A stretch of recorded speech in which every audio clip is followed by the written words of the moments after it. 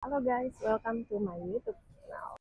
Oke, ini jadi gue baru turun guys dari motor di daerah pantai. Sebenarnya gue lagi menghindari panas, tapi it's okay guys, demi membuat satu konten yang udah gue janjikan sama kalian. Kalau gue tuh mau bahas tentang cerita apa namanya sambil jalan kita ya guys, biar nggak bosen. Sebenarnya tuh gue lagi mau bahas tentang bea cukai barang gue sebenarnya dapat hadiah guys dari kakak gue. Dia itu ada di luar negeri, jadi gue dapet hadiahnya itu berupa hoodie. Itu gue dikirimin hoodie itu pada saat itu pas gue datang ke kantor pos yang ada di Denpasar, di Renon, di Puputan itu, si staffnya ngecek kalau ternyata nomor telepon gue tuh nggak ada gitu, tidak dicantumkan.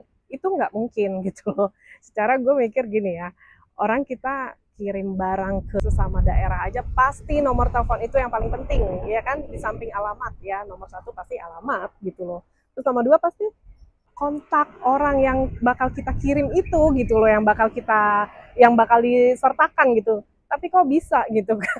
Udah dari sananya tuh bayarnya kayak sekitaran 74 dolar lah ya gitu. Terus belum biaya dari barang yang dikirimnya itu berapa gitu kan. Sementara di sini kita harus bayar pajak, yang which mean gue ngerti kok, kita harus bayar pajak ya, secara kita nih sebagai penerima. Dan gue bukan tipikal orang yang nggak taat pajak juga. Nggak expect sih guys kalau misalnya harus bayar sampai 1,2 juta sekian-sekian. Menurut stafnya itu, barang yang ini yang mau dikirim itu kan berjenis tekstil lah gitu, kayak ya hoodie sih yang mau dikirim gitu. Itu termasuk dalam apa ya, zona green lah gitu, zona hijau lah, nggak ngerti lah. Pokoknya stafnya tuh ngomong kalau ini termasuk barang yang harus kena pajak dari luar negeri, seperti baju, tekstil, terus tas, sepatu, dan lain sebagainya. Gue tanya dong, kalau misalnya penerimaan itu kayak makanan, itu nggak kena pajak, katanya begitu. Nah, biaya pajak gitu. Tapi nggak expect sampai 1.200.000 sekian-sekian pengiriman dari Amerika itu.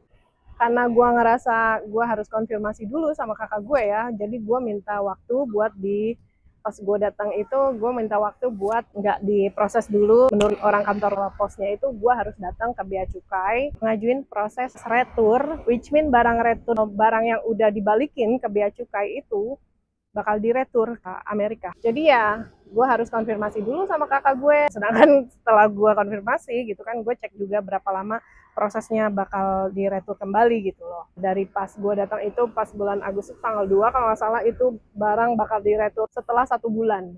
Menurut staf yang gue datang saat di kantor pos di kota Denpasar di dekat lapangan Puputan itu. Akhirnya setelah gue ngobrol sama kakak gue, dan dia juga konfirmasi sama suaminya yang di sana. Pada awalnya tuh sebenarnya gue udah bilang sama kakak gue jangan dikirim gitu. Karena gue yakin banget itu barang bakal kena pajak. Dan bukan berarti kita nggak mau bayar pajaknya ya guys. Maksudnya tuh saat gue kirim email ke kantor pos itu, waktu gue konfirmasi ini kenapa barang gue dari sana tuh kok belum datang gitu loh. Untungnya gue orangnya aktif ya, nggak yang diem aja gitu, udah barang nggak datang kitanya diem aja nungguin. Nggak, gue bukan tipikal orang yang kayak gitu guys.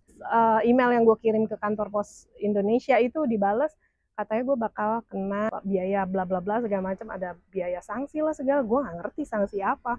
Sedangkan dari pihak ekspedisi itu nggak ada yang ngabarin. Dan ternyata memang katanya nomor telepon gue tuh nggak dicantumin, itu nggak mungkin. Anyway, pokoknya intinya barangnya ini masih tetap di bea cukai, karena gue berpikir ya sedikit kesel lah, karena kenapa nggak ada yang konfirmasi gitu. Tapi nggak expect gitu harus keluar uang sampai 1.200.000 sampai 1.300.000 demi 2 hoodie dari New York guys. Pengalaman juga jadinya, jadi tahu gue datang ke kantor pos itu, gue tahu bakal bayar, ada biaya yang harus dikeluarkan lagi. Ya mungkin kayak di bawah 500.000 is okay gitu loh. 1.200.000 sekian detailnya itu harus jelasin kalau gue tuh harus bayar biaya pajak. Karena ini barang termasuk barang tekstil lah ya, itu harus bayar. Dan gue juga harus bayar dana sanksi, terus kotak penyimpanan, dimana gue nggak tahu itu sampai 1 bulan barang itu tertahan di bea cukai gitu loh. Akhirnya gue sama kakak gue jadi mikir ya mungkin better kita nggak usah kirim-kiriman lagi gitu. Mungkin nantilah.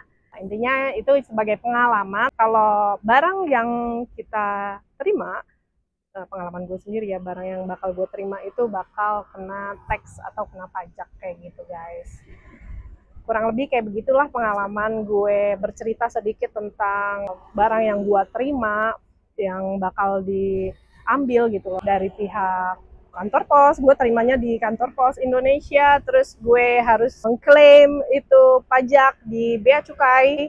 Yang ada dalam emailnya itu gue cuma bayar 10% harusnya, yang gue pikir mungkin di bawah 500.000 masih oke.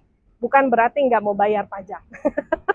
Tapi kalau kayak bayar 1,2 juta sekian kayaknya aduh, mendingan beli buat jajan ya guys, buat beli makan-makan gitu yang enak-enak.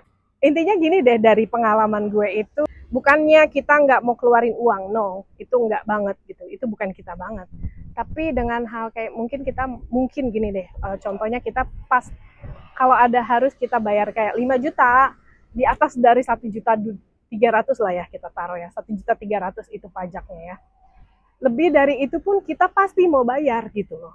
Asal ada konfirmasi dan itu barang sudah tertahan selama 1 bulan dan kita tiba-tiba jerak dijelasin detailnya kalau itu nggak ada nomor telepon yang dihubungin. Kesel lah pasti, wajar gitu loh ya. Jadi intinya gue nggak lanjutin proses klaimnya. Jadi gue sama kakak gue tuh pengen tahu ini barang bakal baliknya di Amerika tuh gimana gitu ya guys. Jadi gue rasa pengalaman terima hadiah dari luar negeri ini termasuk ya jadi pengetahuan juga. Jadi pengetahuan gue sendiri juga buat bisa lebih lebih detail lah ke depannya gitu loh. Berapa nih biaya. Jadi kesimpulannya gue nggak lanjutin proses klaim, biarin aja itu barang tertahan di bea cukai. Tapi mungkin kedepannya lebih bijak lagi buat mengirim gitulah. Soalnya selama ini kan kayak gue juga belum pernah sih ada dapat hadiah berupa kayak bahan-bahan tekstil yang terkena bea cukai kayak gitu. Biasanya cuma kirim-kirim dokumen kayak gitu kan, itu nggak kena juga ibaratnya gitu ya. Oke guys, thank you for watching. Nanti dilanjut sama video berikutnya.